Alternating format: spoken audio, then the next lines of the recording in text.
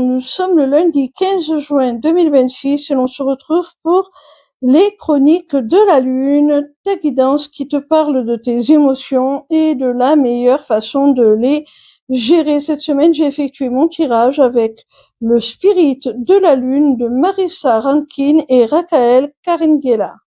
La première carte que j'ai tirée est celle du Sagittaire, qui est surnommé dans ce jeu l'explorateur. Pour moi, cette carte, elle te demande de creuser un petit peu plus tes émotions, d'aller explorer leur profondeur, ce qu'elles signifient, ce qu'elles veulent te dire.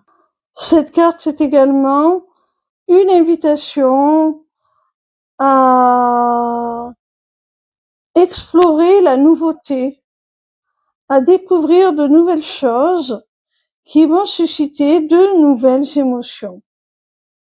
La seconde carte que j'ai tirée est celle de la lune froide qui te parle d'hibernation.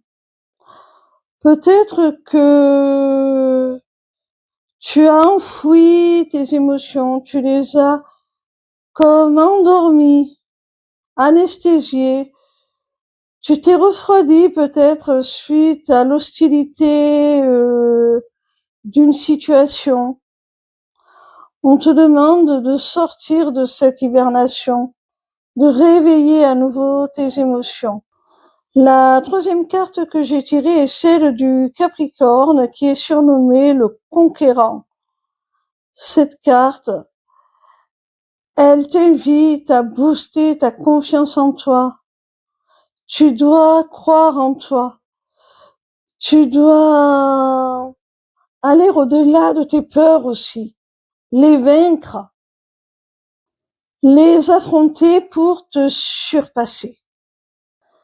La quatrième carte est la numéro 14 de la gibbeuse croissante. Et elle te parle de courage. Donc tu vois, encore une fois, on te demande de faire face à tes peurs, de les affronter, de ne pas te laisser dominer et paralyser par elles. La cinquième et dernière carte est celle des Gémeaux. On les a appelés dans ce jeu tout simplement les jumeaux. Pour moi, cette carte, elle te demande de t'accepter tel que tu es avec tes parts de lumière et tes parts d'ombre.